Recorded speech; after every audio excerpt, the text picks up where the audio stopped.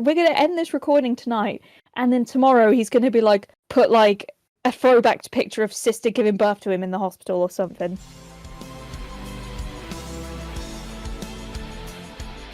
I am all ears. The Ghost Fancast. Hello, beautiful humans. Welcome to the very first episode of the I Am All Ears podcast. I am your host, Älva.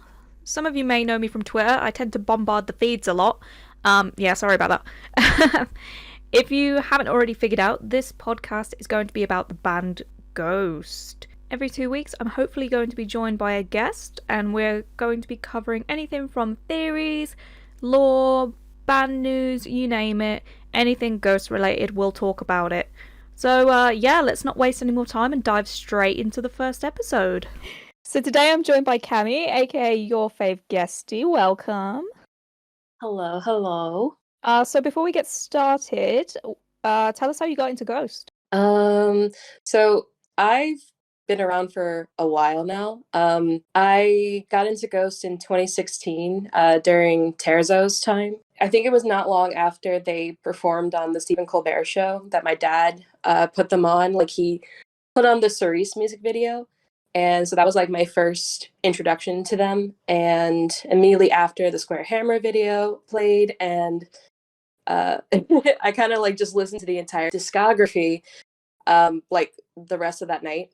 And then I would listen to them every day, going between college and home. So that's how it like started, but it really turned into like full-on brain rot in in 2018 when I finally saw them live as Cardinal Copia. And I don't know who I was before that. So it's always the live experience that does it for people. There's so many people I've speak to, and it's like, oh, I saw them. I knew a few songs, but I saw them live, and then my life changed. And then that was the case for me as well. So yeah, it's definitely something to do with what they do live. I don't know what it is, what spooky magic they do, but right. No, I was like really into them. Like, I love the music, and I was kind of following along with like the videos and everything. And I saw like videos of their live shows, and I was like, oh, they're so cool. Like, and I was still saying that they were my favorite band, but it full on turned into brain rot. This is my entire personality now in 2018. all right. So today we're going to be talking theories. There's lots of theories we're going to have to get through.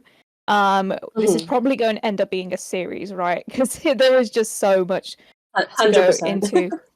Yeah, and we're going to try and cover like the main ones probably. And then as time goes on, we'll delve into some of the more niche ones, some of the ones that maybe you guys come up with, and yeah.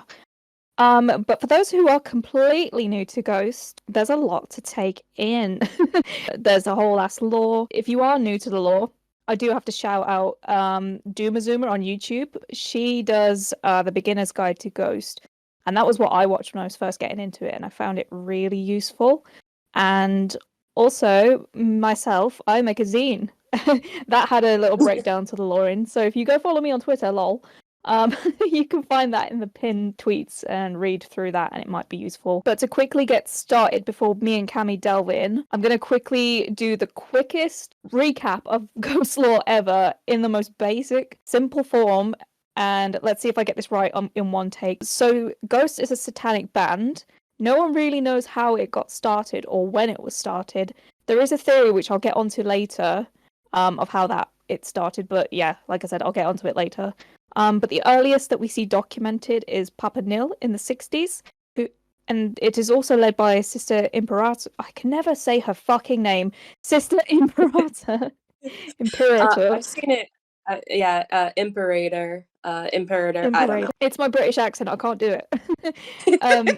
We don't know how she got involved, but she's there. She's like the mom of the church. And Nil fucked a bunch of bitches, basically, and had 3 kids, which was Papa 1, 2, and 3. And they all grew up and fronted the band at some point before Copia came in as an apprentice. Sister decided to yeet the other 3. Nil died. Cardi became Papa. His legitimacy to the emeritus name is unknown. There's a bunch of nameless schools that are also in the ministry, and this clergy, and this butt fuck thing that we don't know what the fuck's going on half the time. And that is that. The quickest rundown of ghost lore in history. It's a great time. It's a great time. So just a disclaimer before we get into any of these theories, nothing here is literal or fact as we know of yet. Obviously, we'll be throwing in some facts that we do know just to like back up our thoughts. But yeah, don't take this too seriously, because I know some people get a bit heated when it comes to theories, and yeah, we don't want to get done for that. I was just thinking, because I know you were shouting out that other YouTuber that did the like the breakdown of ghost lore, but Ghost also did the Metal Myths video that also kind of like breaks down like lore from like a documentary perspective, so that's also really cool. Oh yeah, I'm such a fake fan. I've only watched that like once. I need to watch it again. No, but it's cool because it goes through each of the papas as like it's a real thing, obviously, that they're going through the story of like like Nil's reign, and then how like they kind of went underground and then they resurfaced back in 2010. So it talks about it like in a documentary standpoint, so it's really cool. Oh, okay. I really need to brush up on that because I'm terrible. And well, this might actually lead into my first point then, because I read somewhere talking about the origins of where the ghost ministry came from. One of the theories was that an actual Catholic priest was sent to hell, and Satan decided to send him back up to Earth to spread the message of evil via ghosts. I can't remember, was that in that documentary? I think so. I want to say so. I don't know if I should like try and like pull up the video and see if I can like skim it or something. But I'm pretty sure that they do talk about that. That the whole obviously the whole point of the band is just to spread the message of Satan, because they kind of like talk about like ghost message, how they're like anti-religion, anti-government, all this sort of thing, and this was like the best way to spread the message. I mean, I'm not too worried about this one at the minute because, like I said, we're just glad they're here. But like the backstory, Right. I suppose, is like I guess we're more concerned about what's going to happen in the future. But anything in the Right. backstory is kind of obviously a nice little bonus. Speaking of which, I've put down here: do we think this is actually as deep as it is, or is Tobe just making most of this up as he goes along?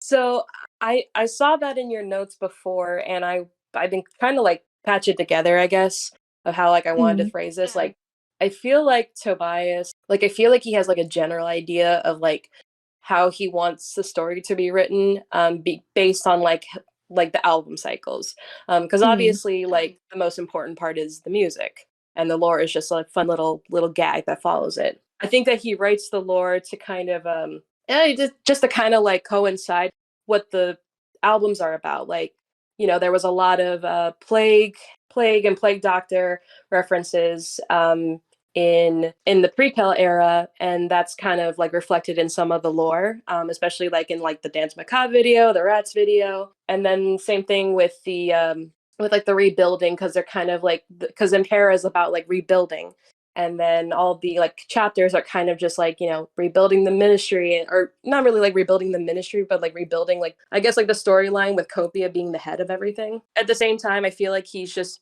making a lot of it up because the timelines are all fucked. Yeah. Like I was going through the chapters, and you have my file of all my notes. Like just the timeline with Nil makes no fucking sense. No, no fucking way. The one thing that I wrote down to do with that kind of loosely as well is how there's certain things that don't make sense again within that timeline. Like, in the Dance Macabre video when Sister punches Neil in the face and that's how he gains his white eye. How has that been a genetic thing since then? How does that work? Like, because all the other papas have this white eye too, but they didn't, unless they got punched in the face as a child or at some point. They all got punched in the face in some line. Just like as soon as they come out of the womb, just punch their eye out. Yeah, like that has always confused me, like that little detail. Well, you want to talk about confusing, like with the Dance Macabre video, like one, Nil sounds American as fuck. He does not sound Italian. He's confused. He doesn't know what's going on, like leading up to this party. And they're just like, "Oh, we've been expecting you." And like at that point, he becomes like basically becomes Papa. That's where he gets his skull paint. That's where he gets his eye. However, my father was Papa. His father was Papa. All of that. What make it make sense? Honestly, it's like the continuity is just something else. But like, I don't mind it because it's kind of funny. But I know, like, some directors are probably having a fucking panic attack when they look through the ghost lore. Like they met in the 80s or something, because that's what the Dance Macabre video looks like. It was like in the 80s, maybe 70s at best. That's when he became Papa, but he had his first gig as Papa in 1969. Okay. Sure, we'll go with that. We'll run with it. So I'm going to start off with the biggie. Do we think that Copia is sisters and Neil's son? 100%. 100%. Yeah, I think so too. I was taking a lot of notes because I was just going through all like the chapters, and they've been hinting at this like for like a long time. So I was like looking at chapter 7 in New World Redrow, Redrow, whatever. Well, they were like that was the video right before the Kiss the Go Go video, and I showed you that one part where like Nil was typing out this letter to Sister, and he's saying in his head like something different, but it's like a Shining reference where it's like the same thing typed over and over again, and it's all work and no play makes Papa bad dad, which I'm just and it's right before the Kiss the Go Go video, which we all know was like a big thing in ghost lore, because that's where we see Papa Nil as young, and he's performing, and Sister is there, and she literally touches her stomach. Aww. So she's like touching her stomach very adoringly. She punches a bitch out for smoking next to her. And then in chapter 9, the very next video on the Doom call, she literally says, she's talking about like the facial reconstruction of how like Copia is like he's healed from the surgery more than she has. Yeah. And she literally says, "I'm thrilled as your mother, as someone who loves you." Yeah, it's so obvious. Yeah, and then there are some clips of Copia when he's about to sing Mary on a Cross, where he's literally saying like, this is a song my papa used to sing. Yeah. This is a song my old pop used to sing. And then there was one time he literally said that my daddy used to sing. Oh, Daddy Neil. So it does all seem to be pointing that way. Exactly. I think it's pretty obvious at this point. I don't think Nil knows though. I think he's still kind of clueless. But I think Copia has picked up on it. Yeah. And also there's if we're going off, it was September 13th, 1969. And let's say Copia was born like maybe early 70 or even just later that year. That would work with how old he is. Like he would have been like, he's in his early 50s now, which is roughly, I think, what Tobias has said in interviews where he is about. Especially where he said like, oh, he grew up watching Scooby-Doo and stuff. So it makes sense. But yeah, the one thing that gets me confused at the minute though is where obviously like if he's not part of the bloodline, like Neil says, how come he's been able to adopt the Emeritus surname? Well, at the same time, you have to think about how, like, well, Nil's dead, so, like, Copia's just kind of, like, doing whatever the fuck he wants at this point. He's just like, I am Papa now. I suppose he could have just changed it by depol and just have it like, fuck it, why not? Well, I mean, it also goes with, like, how I think Copia knows that he's Nil's son. But even, like, I know even, like, and Sister won't call him Papa, and I'm pretty sure Nil won't call him Papa either. So I don't think they're really paying that much attention to it. But I think, because like I said, Copia knows that he's Sister's son, and that Sister and Nil's son. So I think he's just like, yeah, of course I'm an emeritus brother. That makes sense. While we're talking about mothers, obviously we're not going to know who's who, but I'm always really curious if we would ever find out who the other three's baby mama was. Like, again, is that just someone else who's in the ministry? Was that Sister? Or like, that's something that I would love to see touched on. Right. I don't think Sister is the mother of any of the papas, because she was real quick to just like fucking like yeet them out of the picture. Yeah. Unless she's pure fucking evil. Exactly. She literally I noticed that obviously the ghoul was already in the room, in the Uno room. Even Yeah. before like sister told Papa and they went to go speak to them. So obviously, like she had this plan. It's like fuck them kids. Fuck them kids and fuck you. Girl, fuck them kids. I always wonder as well, like, if there were if it turned out that sister wasn't in fact Cardi's mom, like how he came into the ministry. Like I have this stupid dumb headcanon of him like being in his like late 30s and he's sitting outside in the hallway of one of the offices in the ministry, just like nervously like twitching his legs, and he's got his CV in his hand shaking, waiting to go in for his interview.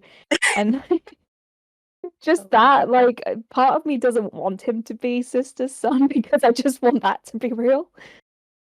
I think that one's funny.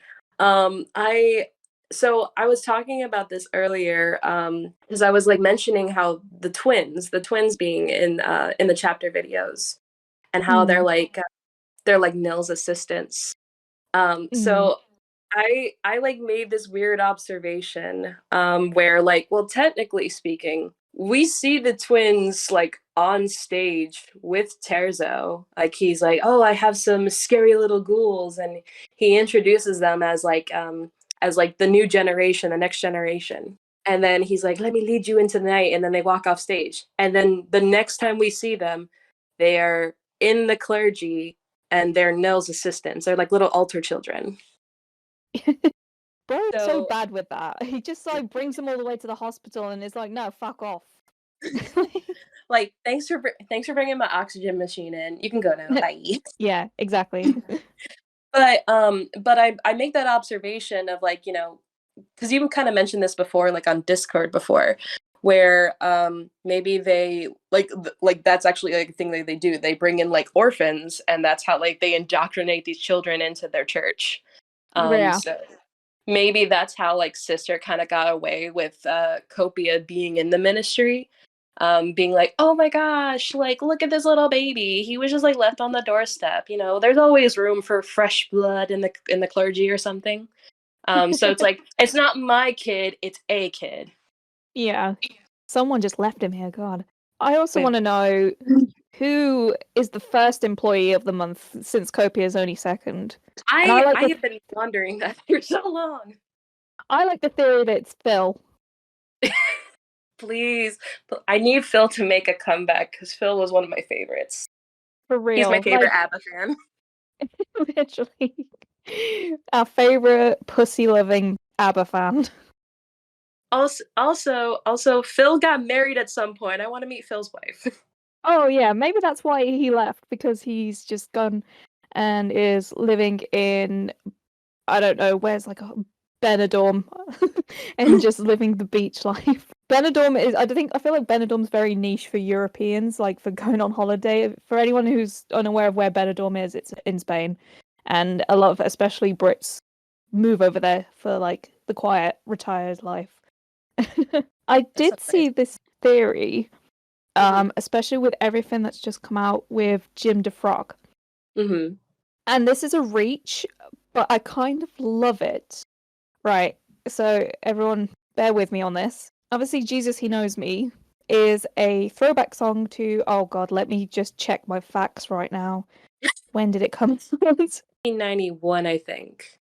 Okay, so it's late 80s, early 90s. But the whole of Phantomime kind of has that vibe of like little 80s throwbacks because of, I mean, some were I think late 70s if we're going to get too technical, but we'll gloss over that. I saw this theory because people were panicking, being like, oh, what if Jim Defroque is the new frontman? Well, no offense, the guy is a great actor, but I'm pretty sure he probably can't sing.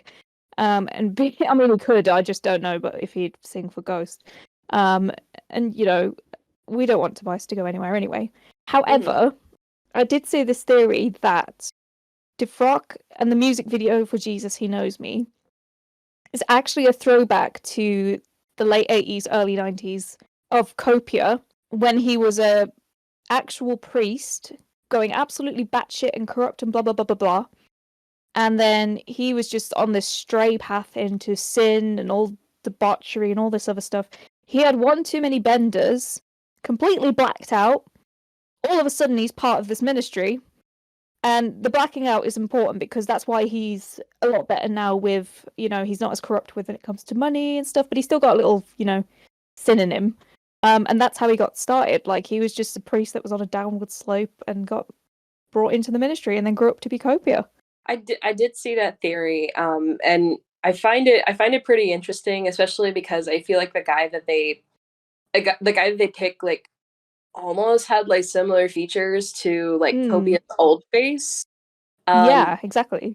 The only thing that makes me not really believe that is I really doubt that, because like I said, it's pretty obvious that sister is Copia's mom, and I don't know if she would have allowed that. If she would have allowed like Copia to go like into this like line of work where like he's like an actual like minister. Like, obviously, like, he doesn't give a fuck about the actual religion or anything. He's just in it for the money.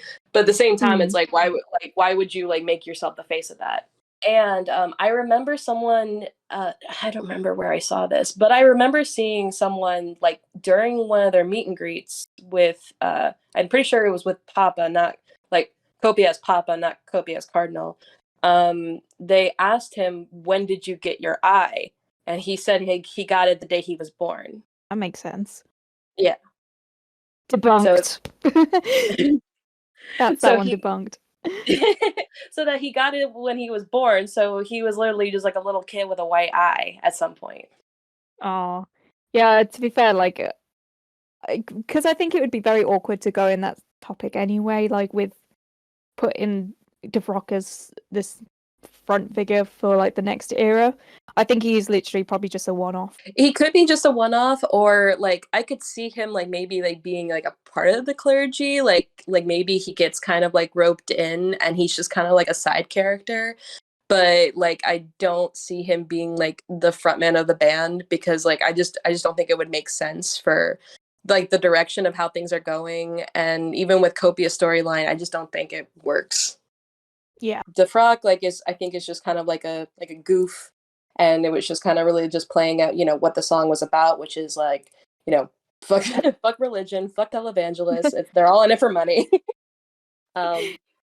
Love that. And then yeah, I just feel like at this point, like with Copia being like sister son, like I feel like it's just so like obvious, like it's they've dropped so many hints about it at this point that I'm just like it's canon at this point. It's just people are just like kind of avoiding it. Yeah, they just don't want to face the facts. Well, it's not only that, but like there's also the people that, like, I don't know, I don't want to get too into this, but the people that ship the papas together, I'm like, they're all get fucked. Like, oh my god, the amount of like Terzo Copia stuff I've seen online, I'm just like, no, get away. Please don't ship, even if they're fake, like actual related people. This isn't fucking Alabama. No offense if you're from Alabama. I'm gonna get us cancelled so bad. Alright, moving on. We do not support incest in this house. Incest is not allowed, people. Come on. Not in this ministry. You can do whatever, we're all here for the sin, but fuck, don't be incestuous. Please don't. Please don't. Oh, okay, moving on. So the next biggie, moving on from incest, the next biggie is obviously the what's next for Copia, and it's the big one that's always kind of floating around at the minute is the Antichrist theory. I know this was a big thing, especially when Spillways dropped, and you see Popia. I always get like, is it Copia, Popia, Cardinal Popia? Bleh. You know the guy I mean. He's up there on his little high horse plimp thing, and there's like a shadow behind him that's kind of reminiscent of Lucifer, and there's people bleeding around him and all this evil shit. What do you think of all that? So I actually do like the Antichrist theory a lot. I've seen a lot of people like talk about it. I think I want to say one of the big things that really set off the series, like Spillways obviously was like a big one, but I think one of the biggest ones was during the pre-Kel era. Like obviously Ghost is like known for having like these like glamorous backdrops like during their shows. And it was during the pre-Kel era that they had this like backdrop, and Copia is actually like in the backdrop. He's naked. Naked. And he's just butt ass naked there. We see it all. And he literally has a 666 tattoo on his chest. Yeah, very reminiscent of the Omen style one there. Mm-hmm. Which, speaking of the Omen, like what was it, like a chapter 5? They talk about the Omen a lot, and I feel like they talk about Copia like it while they're talking about the Omen. You know what I'm talking about. I know the bit there because they mention like the films, like the film 1, film 2, and film 3, almost as if they're referencing the first 3 Papas. Exactly. Like okay, so like Nil says, I wrote this down.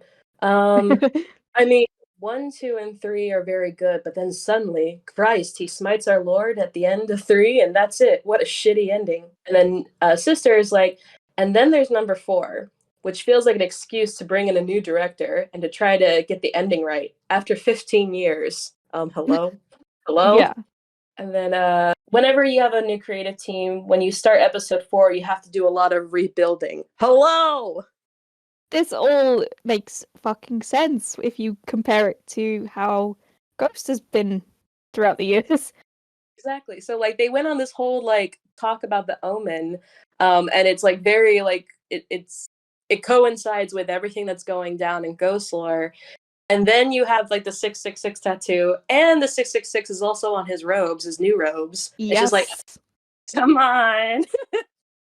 I also like the idea where, like, obviously Tobias has said, like, we're going to get a new character, but maybe not in the way we think. And obviously we've had the pattern of, you know, new guy, yeet, new guy, yeet. And then obviously he changed up a little bit with Copia, with having, like, an apprentice, like, having to prove himself. I like this idea that there's almost like it's Copia's body, but he's so possessed. It is like he goes by like a different name and all sorts. Like he's possessed by some sort of demonic creature. So even though he may look like Papa, he may call himself Santanus. I don't know, like some evil spooky name. The first thing that just came to my mind when you were describing that was the scene from Ghostbusters where it's like, there is no Dana, only Zool. Like, that's what's going to happen with Copia. Exactly. Like, and I mean, would you put it past him to not make like a cheesy 80s movie reference like that? It would be very on brand. And like, especially like if Ghostbusters, like, like, that would be so funny.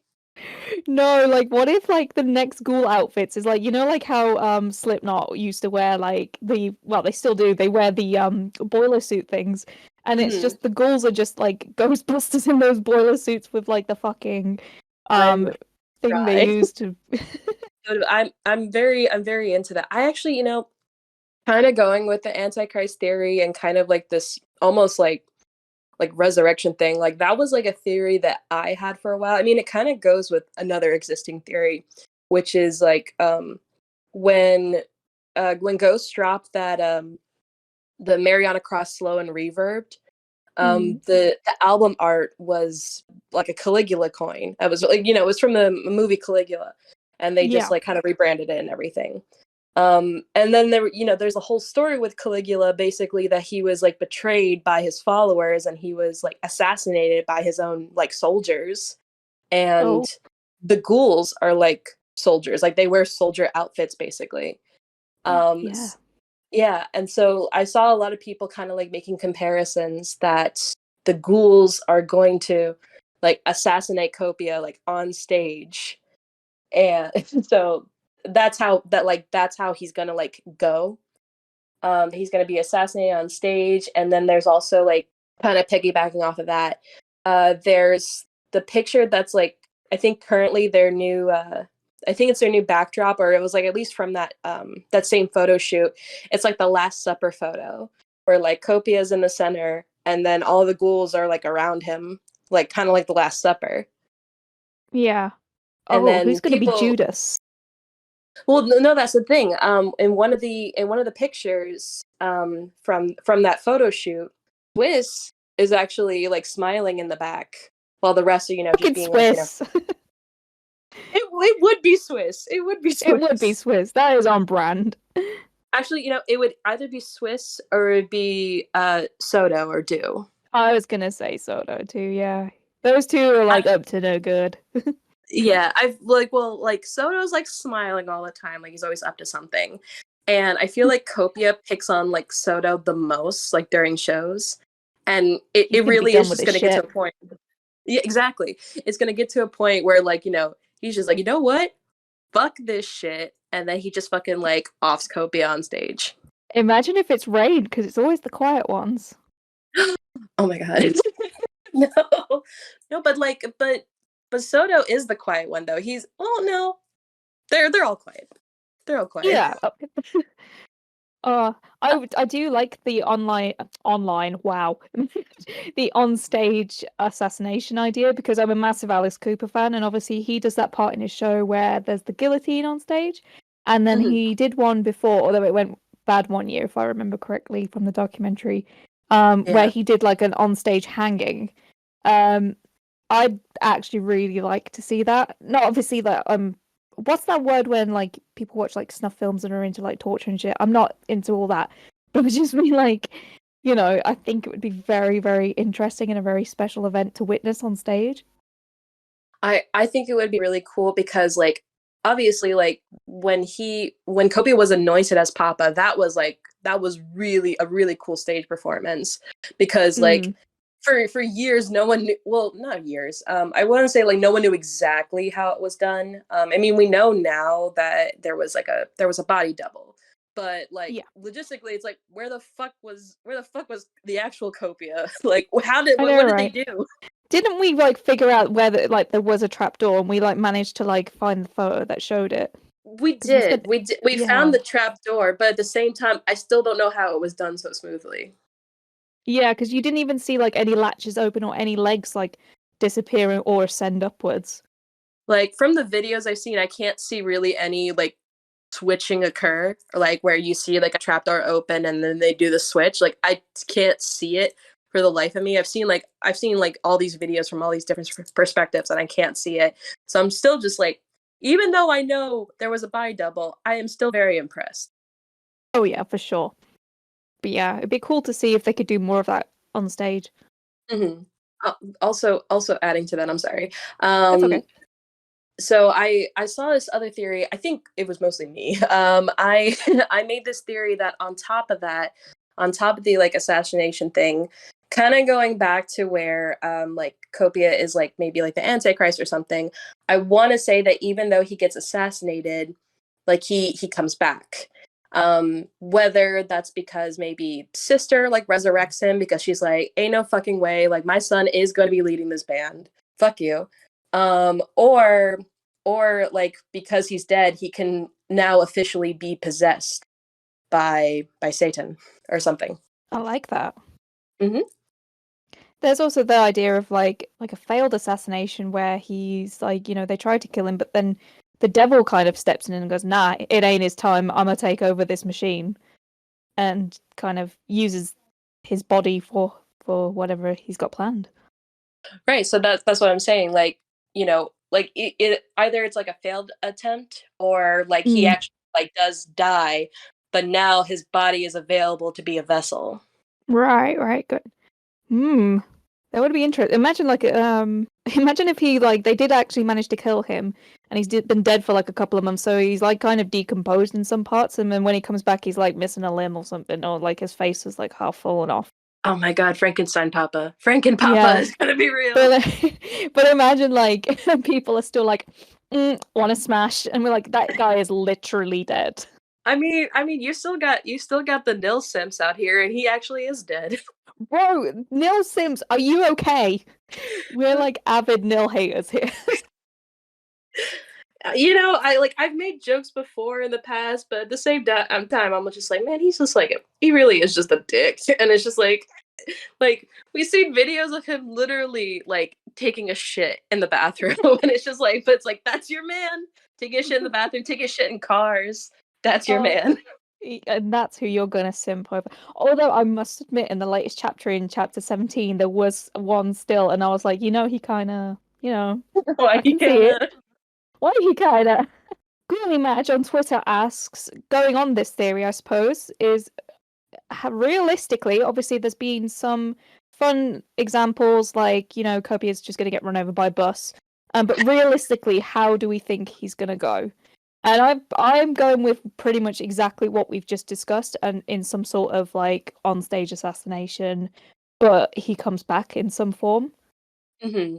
So that that I was kind of like going with that, and I also remember from the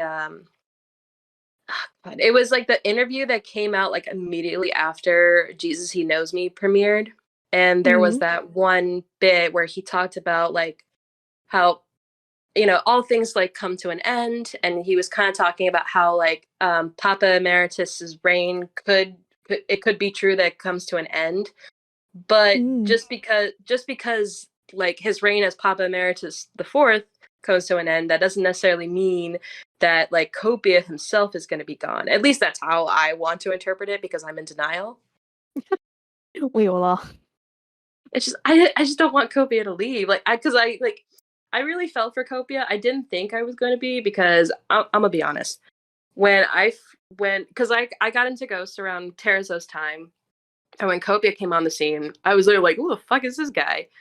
Because I'm like, he doesn't even have skull paint. He wears like weird outfits. Like, what is that? What is that white pimp suit all about? Like, and I've grown as a person, so not us having a whole fucking channel just about the white suit. Literally.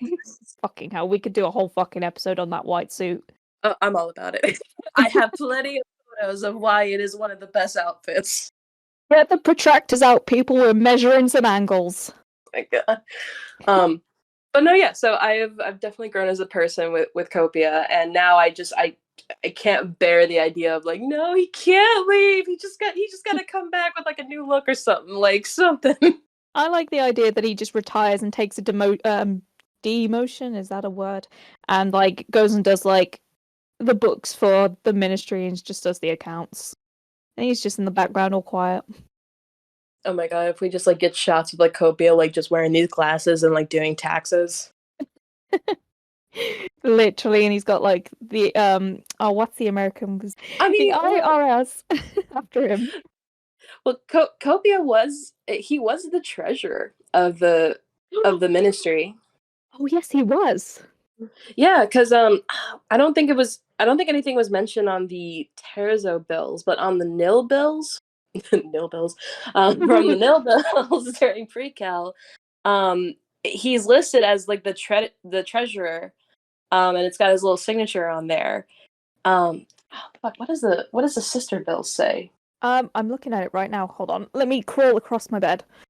This note is not for legal tender, not for debts, public or private. And that's all it says. And then it's signed Papa Emeritus the Fourth. Okay, so he signs it just as himself.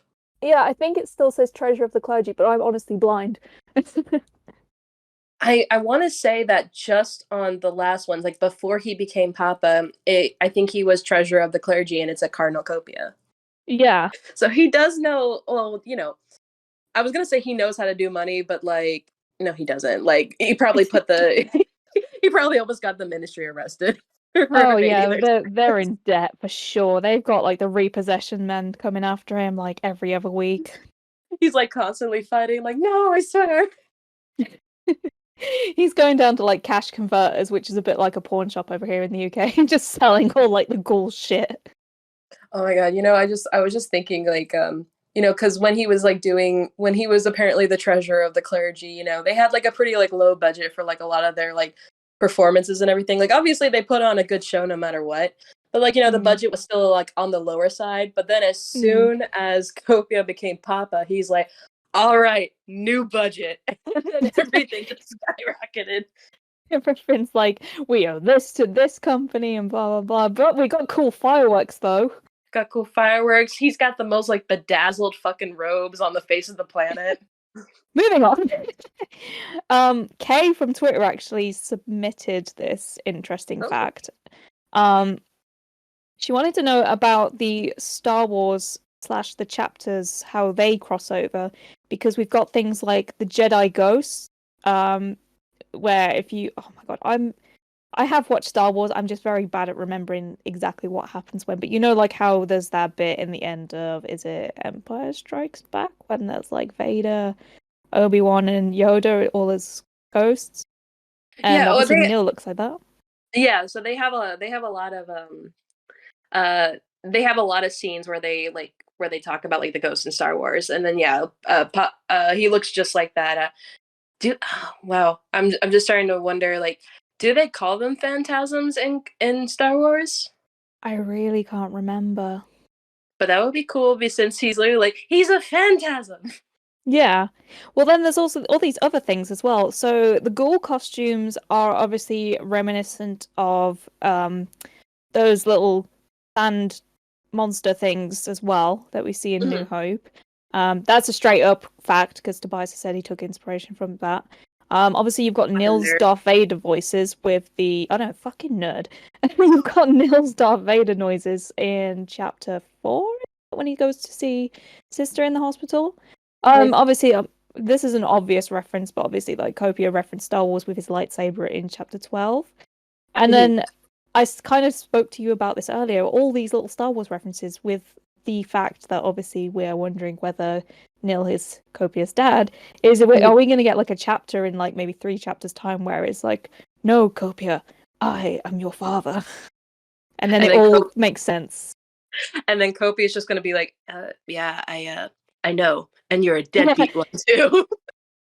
We were like going to be expecting like the whole like Luke crying on the thing, being like, no, but Kobe's just like, okie dokie.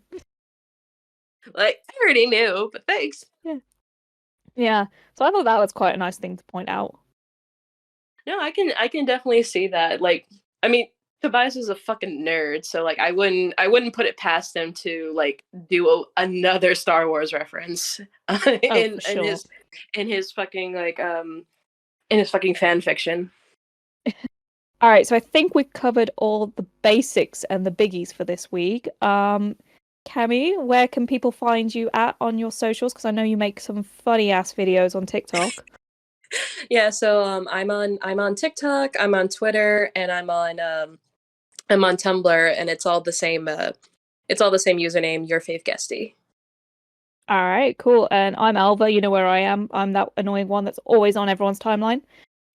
Yeah, we're gonna be back again soon with another theories video, but next week is gonna be Australia. So yeah, check that out. So yeah, we'll see you next time, guys. See ya. Bye. Bye-bye. Bye.